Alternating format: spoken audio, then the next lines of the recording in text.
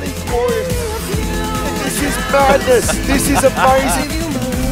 Oh, that's gorgeous.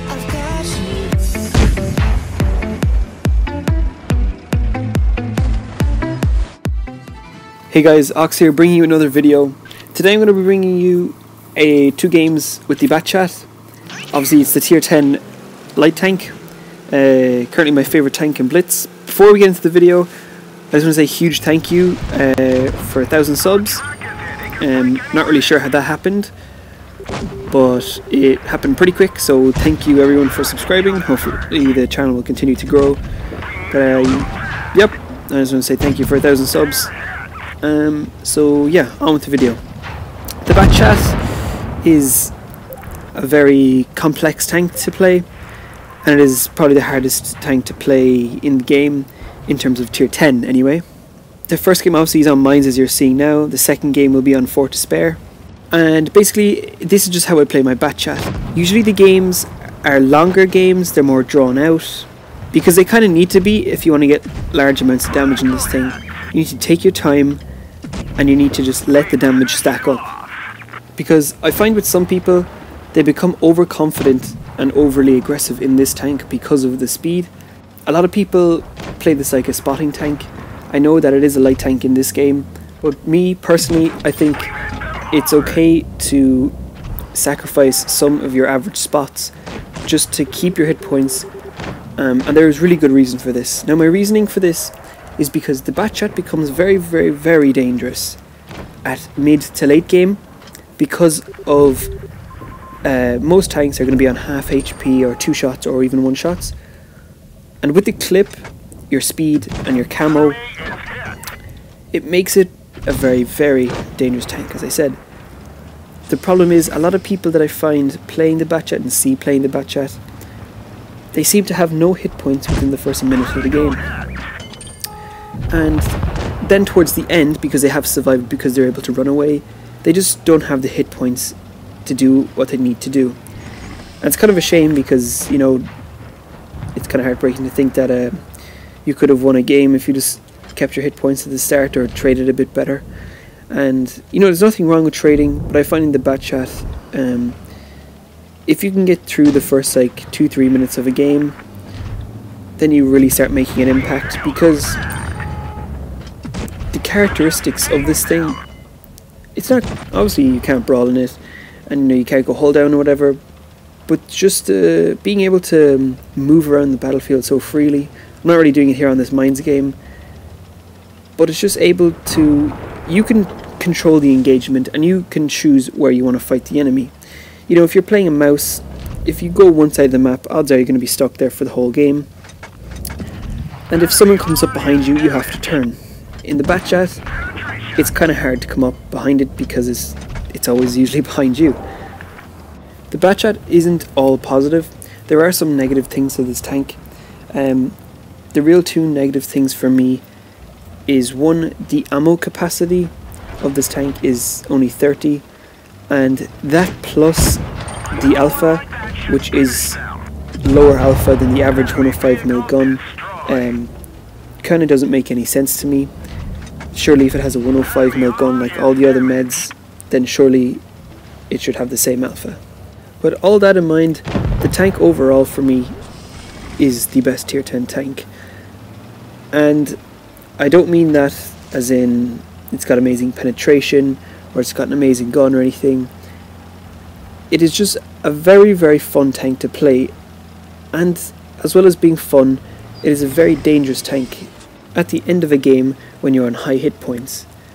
Now, the ammo capacity does limit you sometimes, but a lot of the times you are able to carry in this tank if you are playing it correctly. So, as I said before, you need to keep your hit points for as long as you can. You need to try not to waste shells, and that is another thing I'm going to talk about right now, is because you have so little ammo, you can't be throwing away shots that are going to be like kind of a half pen or an if pen. You have to be fairly confident that it goes in. Okay, you can't pen everything and everything's not going to hit. The loadout I take is 24 APCR and 6 heat rounds, I take no HE because I just feel that at tier 10 the only thing you can shoot and pen with this HE is a waffler or a grill, and for me just that isn't enough to carry it for me, just for 2 tanks. And plus, if you like don't pen one of those shots, the clip is basically the same as a normal clip pretty much. You might as well just load APCR. Okay, you might hit more modules or whatever, but personally for me I prefer APCR. It just flies through the air faster. And then I have those 6 heat rounds just for when the APCR isn't enough. I do use calibrated shells on this. I would really recommend for anyone playing to use them too. I would not go for the camo net on this also because it is unnecessary. You have the light tank camo. It's just better to take optics. I do use the higher velocity as I think that getting the APCR to the target as quick as you can is more efficient, because if you're lying in wait then the aiming circle is pretty small, and plus the last line of equipment allows you to lessen your aim time. One more thing I would suggest and recommend for people is when you're playing the bat chat, don't be greedy. The key to success in the bat chat is to be very patient and just allow the tank to do the work for you.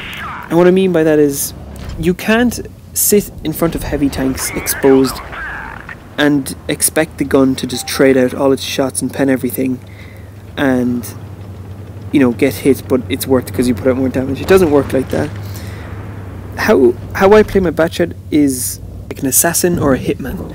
So I work in correlation with where my team goes, where the enemy team goes, and constant surveillance of the minimap.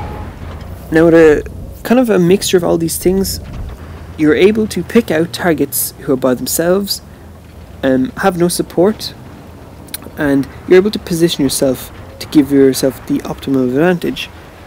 You can't do that in a lot of tanks, you can do it with most meds, but again it's about controlling the battle, controlling the engagement.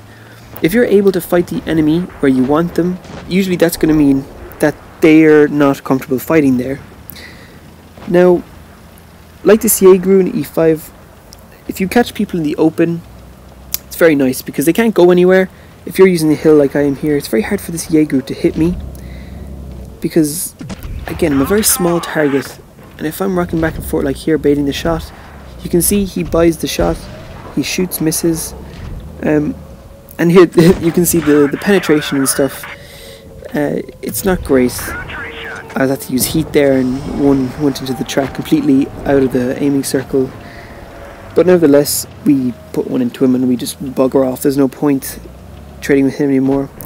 You see there I used the upper plate to get a bounce in the E5. And that's another thing about the bat chat. It has very troll armor and you can get really silly bounces in this thing. I wouldn't recommend on relying on the armor, but you can get bounces off the upper plate because it's so well sloped, and with the acceleration, you rocking back and forth creates really strange angles for people. As well as that, make sure you use bushes and camo to your advantage. And always remember this, the second you spot someone doesn't mean you have to open fire. You can sit in the bush, spot a guy, and you don't have to shoot him. You can pull away from the bush, you know, reposition to an area you can get really easy shots and where he's not looking and he's going to still be spotted. And that's the key. You need to outthink your enemies and outplay them. As I said, be patient. You know, the time will come where you're able to do the damage. It's all about positioning. And if you can keep rotating around the map and use that speed to your advantage, then you can do really wonderful things. Now, sometimes we make mistakes, me included, and maybe we push too far and we get, you know, killed, or we're just not having a good day in terms of matchmaking or whatever. But don't worry, look, everyone has bad games, and every game you lose, I guarantee there's something you did wrong, or there's something you can improve on. Don't get salty, basically. Use your teammates to help you, just like I'm doing here. I typed in HP, so I'm asking my team, okay, what HP are they? Just because I can't really remember how much HP the Death Star had, and I just want to recheck that the T-57 Heavy has about 750. Yep, and there you go, 750. So use your teammates to your advantage. And I hope I haven't been rambling too much, guys, but I'm going to leave it here and just let you watch the rest of this gameplay. If you did enjoy the video or are enjoying it, please give it a like, and if you're new, please remember to subscribe. We just passed 1,000 subs, which is really, really awesome.